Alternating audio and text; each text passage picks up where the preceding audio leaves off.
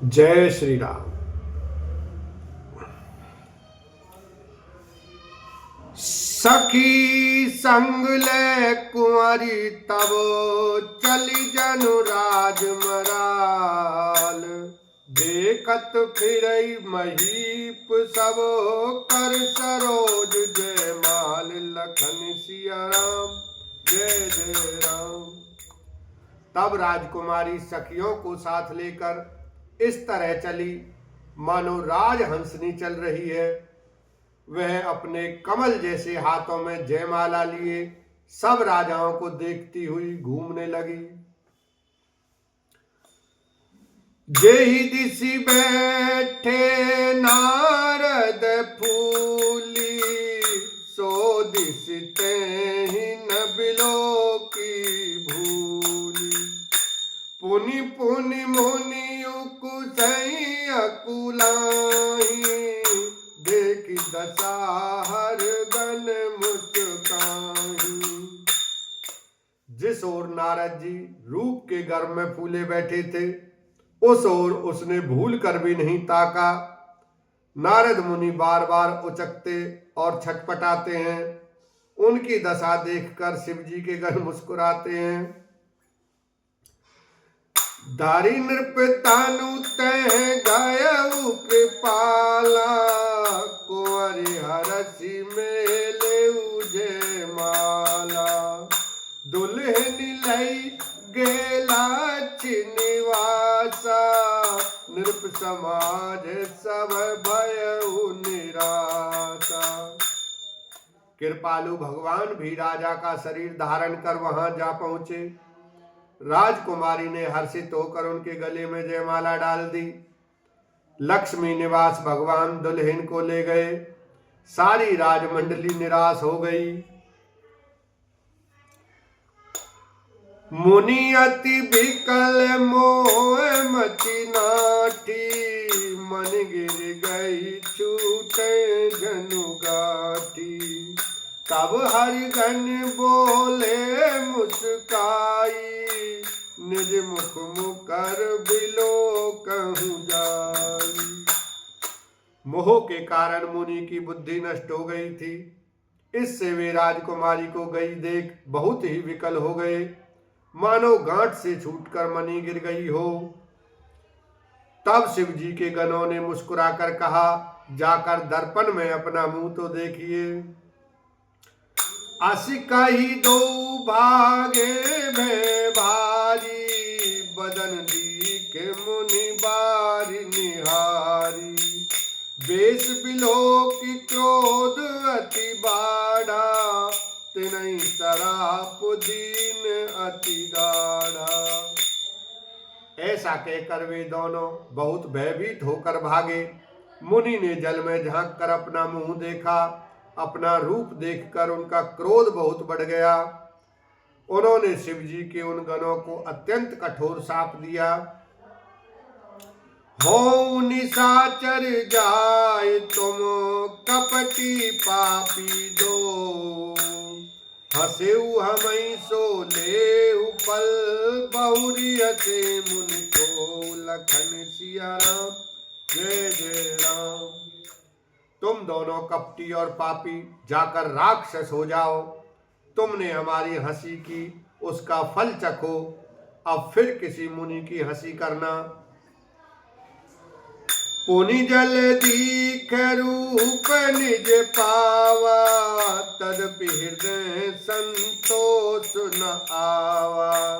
फरकत अधर कोप मन माही, सपदि चले कमलापति पाही।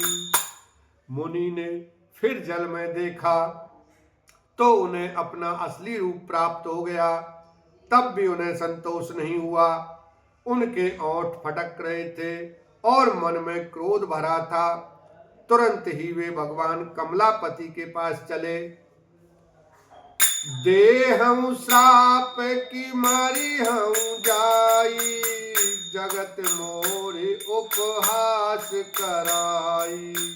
बीच पंथ मिले धनुजारी, संग रमा सोई राजकुमारी। मन में सोचते जाते थे, जाकर या तो शाप दूंगा या प्राण दे दूंगा। उन्होंने जगत में मेरी हंसी कराई। दैत्यों के शत्रु भगवान हरि उन्हें बीच रास्ते में ही मिल गए। साथ में लक्ष्मी जी और वही राजकुमारी थीं। बोले मधुर बचन सुर साई, मुनि के चले बिकल की नाई। सुनत बचन उपजा अति क्रोधा, माया बस न रहा मन बोधा। देवताओं के स्वामी भगवान ने मीठी वाणी में कहा, हे मुनि, व्याकुल की तरह कहाँ चले। ये शब्द सुनते ही नारद को बड़ा क्रोध आया। माया के वशीभूत होने के कारण मन में चेत नहीं रहा। पर संपदा सकूं नहीं देखी, तुमरे ईर्षा कपट विशेषी। मथत सिंदूरु त्रयी बोरायहु, सुरन प्रेरि विष पान करायहु। मुनि ने कहा, तुम दूसरों की संपदा नहीं देख सकते, तुम्हारे ईर्ष्या और कपट बहुत है। समुद्र मथते समय तुमने शिव जी को बावला बना दिया और देवताओं को प्रेरित करके उन्हें विष पान कराया। असुर सुरा विष संकरई, आपुरमा मनिचार। स्वार्थ साधक कुटिल तुम्हें, सदा कपट व्यवहार। लखन सिया राम जय जय राम। असुरों को मजरा और शिव जी को विष देकर तुमने स्वयं लक्ष्मी और सुंदर मणि ले ली। तुम बड़े धोखेबाज और मतलबी हो, सदा कपट का व्यवहार करते हो। परम स्वतंत्र न सिर पर कोई, भावई मनई करई तुम सोई। भले मंद मंदई भल करऊ, विष में हरस नहीं कछि धरऊ। तुम परम स्वतंत्र हो, सिर पर तो कोई है नहीं। इससे जब जो मन को भाता है स्वच्छंदता से वही करते हो। भले को बुरा और बुरे को भला कर देते हो। हृदय में हर्ष विषाद कुछ भी नहीं लाते। डहकी पारिते तब काहू, अति अंशक मन सदा सुठाऊ। करम शुभाशुभ तुम्हें न बाधा, अब लग तुम्हें न काहू साधा। सबको ठग ठग कर परख गए हो और अत्यंत निडर हो गए हो। इसी से ठगने के काम में मन में सदा उत्साह रहता है। शुभ अशुभ कर्म तुम्हें बाधा नहीं देते। अब तक तुमको किसी ने ठीक नहीं किया था। भले भवन अब बायन दीना, पावोगे फल आपन कीना।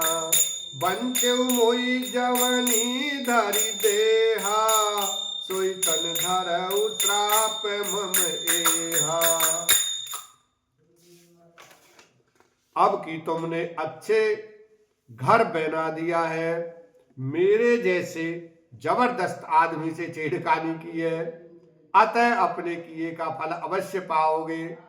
जिस शरीर को धारण करके तुमने मुझे ठगा है, तुम भी वही शरीर धारण करो, यह मेरा श्राप है। बोलो शंकर भगवान की जय। लक्ष्मीपति विष्णु भगवान की जय। सियावर रामचंद्र की जय। बजरंगबली की जय।